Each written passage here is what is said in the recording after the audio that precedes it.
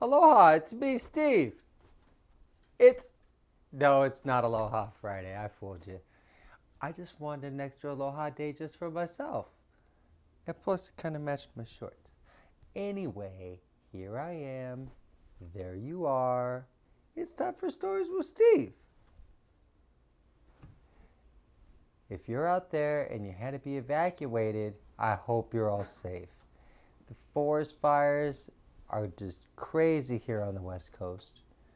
California. Matter of fact, the smoke's blowing back home over to Honolulu. There's so much smoke on the West Coast here, it's just got over the ocean. It's like, I'm out of here.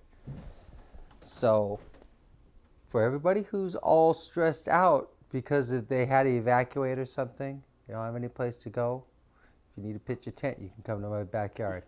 But we're going to do a little mindfulness. Oh, and look, we're all inside still because of the smoke, and you're in my old little school spot, right?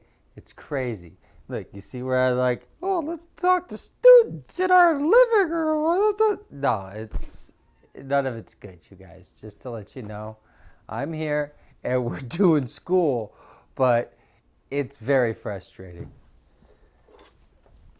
Mindfulness bell. The thing to hit the mindfulness bell with. I'm sure you all have your special name for it. Mine's a whacker.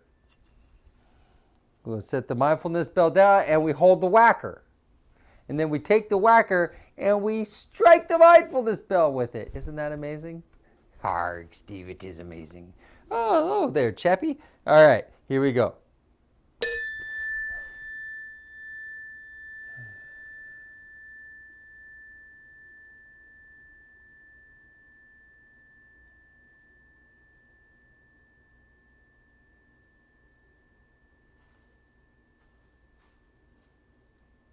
That was nice.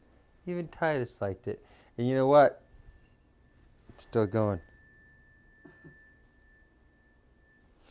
These things are cool.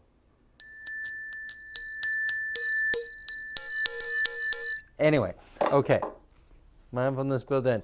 Here's the book. Dudes, everybody know who James Bond is, right? Of course everybody knows who James Bond is. Does everybody know that James Bond, they were actually books before they were the movies? Of course they were. Ian Fleming, the little English guy, he wrote the James Bond stories, right? And they were books, and then they made them into screenplays for the movies. Well, Ian Fleming had kids, and Ian Fleming wanted to write a book for his kids. Has anybody ever seen Chitty Chitty Bang Bang? All right, so here's the deal, okay? If you watch Chitty Chitty Bang Bang, all of a sudden you realize, wow, Ian Fleming, the guy who made James Bond, made a car that flew and floated and did all the crazy things, just like a James Bond car, but for his kids. Crazy, right? Okay, so you know what I found? I found Ian Fleming's Story of Chitty Chitty Bang Bang, the Magical Car, adapted for beginning readers like me. It's by Al Perkins, adapted it from Ian Fleming's story. And it's illustrated by B Tobey. And you know what? Okay, here's the deal. Dick Van Dyke was in the movie. Dick Van Dyke's awesome. You know what? Who else was in this movie? If any of you old timers, Benny Hill. Benny Hill, he was this English comedian, better known for his randy ways. Benny Hill plays the toy maker in the movie Chitty Chitty Bang Bang. Anyway, the car, everything all looks the same, and I bet their names, the car totally looks just like that in the movie, but it's live action, and it's way cool. Matter of fact, Chitty Chitty Bang Bang was one of my favorite movies when I was a little kid. All right, so, yep.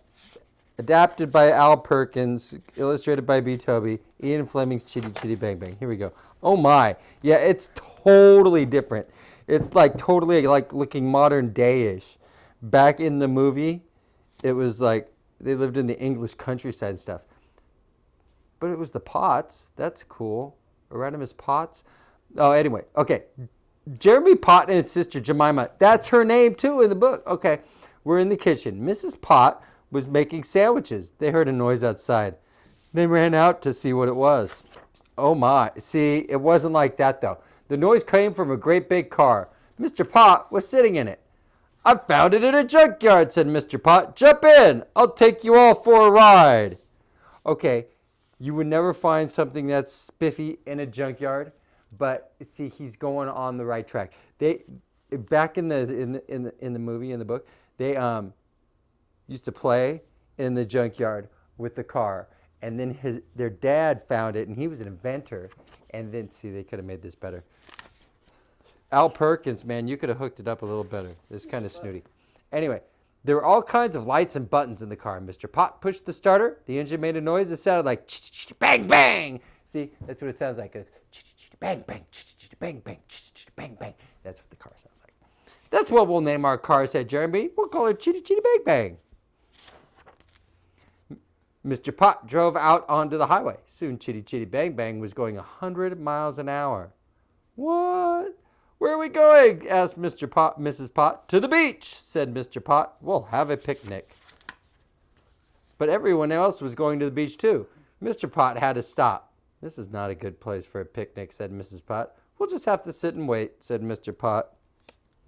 Okay, so there was none of this in the other. He totally adapted this. This is interesting. Then a button lighted up. There are words on the button. Push me. Push it and see what happens, said Jeremy. Mr. Pott pushed the button. The engine made a humming noise. The car began to shake. Then wings came out, just like the wings on an airplane. It's magic, Jemima shouted. No, it's Chitty Chitty Bang Bang. I guess it's magic, said Mr. Pott. Chitty Chitty Bang Bang flew off the highway. She flew all over the cars in the front. She flew up into the sky like a bird. She headed for the beach. Chitty Chitty Bang Bang flew over the beach. It was full of people. They're going to get COVID. Where will we have our picnic? Asked Mrs. Potts. There's no place to land. Just then, the steering wheel turned in Mr. Pott's hand. The car began to steer herself. Chitty Chitty Bang Bang flew away from the beach. She flew out over the water. She left the land far behind. Then she pointed her nose down. She drove straight toward the waves. We're going to crash, said Mrs. Pott. We'll have a wet picnic. That's really what you're worried about, Mrs. Pott.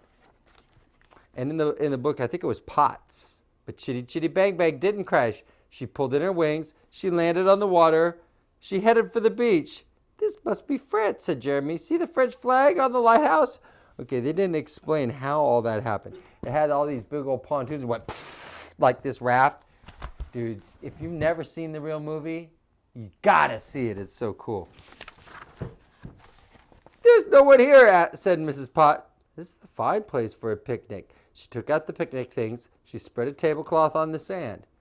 Here's a big cave we could explore, said Jeremy. He and Jemima ran into the cave. It looked dark and spooky inside. Look, yelled Jemima. There just ahead was a skeleton. It swung back and forth. Its bones rattled in the cold wind. Jemima screamed. Mr. and Mrs. Pott heard the scream. They drove Chitty Chitty Bang Bang into the cave. That's not a real skeleton, said Mr. Pott. It's only a dummy. Someone put it here to scare us. Someone doesn't want us in this cave. But we'll go in anyway. Really, you're going to take your kids into a dangerous cave? Just, why not? They drove deeper and deeper into the dark, gloomy cave. Bats flew around their heads. Water dripped from the rocks. Spiders and snakes came out. What's that up ahead? Called Jeremy. Oh my.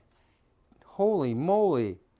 It was a big room. It was full of guns. There were boxes of bombs and barrels of gunpowder. This is strange, said Mr. Pott. They found some dude's armory. This is crazy. Danger, these guns belong to Joe the Monster. What? They saw a sign. It was nailed to the wall. They walked over and read it.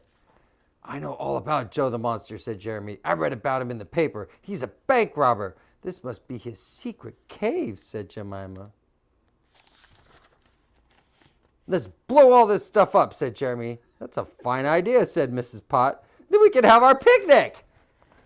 This is just a little demolition and then a little picnic. Great idea for an 8-year-old. Mr. Pot put one of her fuse into a barrel of gunpowder. He lighted the other end, and then he said, let's get out of here fast. But Chitty Chitty Bang Bang didn't start. Oh, she did. They got out just in time. Boom, boom, the whole cave blew up. Look at guns and everything flying around. It just could explode something. Oh! Just then a big black car drove up. 3 men jumped out. They pointed guns at the Pot family. Hands up, shouted one of the men. That's Joe the Monster, said Jeremy. I've seen his picture in the paper. What would you? Oh, it is Joe the Monster. I am a friend of Joe the Monster. Oh. Tie up the 2 big ones, said Joe the Monster. His men tied up Mr. and Mrs. Pot. Wouldn't he just say adults? Tie up the 2 big ones? His men tied up Mr. and Mrs. Pot. They tied them up tight. Joe pushed Jemima and Jeremy into the big black car. We'll take these kids to Paris, he said. We'll hold them for ransom. Well, why don't you just ransom them from their parents right there? Why take them to Paris?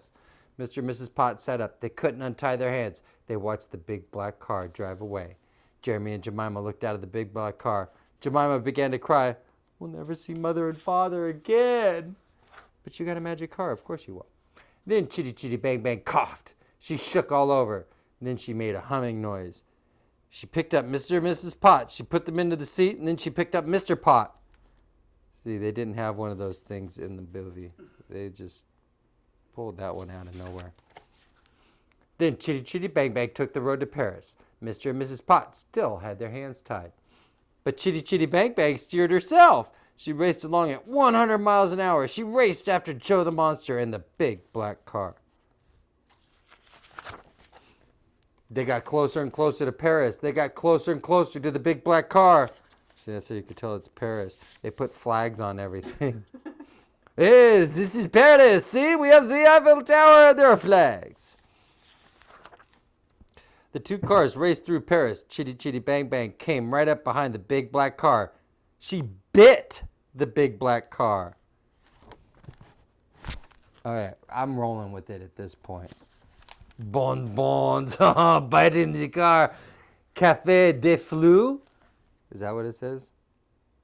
That's so silly. All right. Joe the Monster and his men jumped out. They ran into the house. Jeremy and Jemima ran over to Chitty Chitty Bang Bang. Jeremy untied Mr. Pot. Jemima untied Mrs. Pot. Joe the Monster began shooting, but Chitty Chitty Bang Bang was not afraid of bullets. She roared up the stairs. Mr. and Mrs. Pot, Mr. Pot and Jeremy ran up behind her. Why are you taking your kid under gunfire? I'm going to call the police, said Mrs. Pot. Chitty Chitty Bang Bang went through the door. She raced across the room. She pushed Joe the Monster and his men against the wall. Not weird at all. The car is just going upstairs. She pushed them so hard they dropped their guns. She held them till the police got there. The police put handcuffs on Joe and his men. They tied them all together, and they took them away to jail. Then the chief of police thanked the Pot family. You caught Joe for us, he said. Now what can we do for you?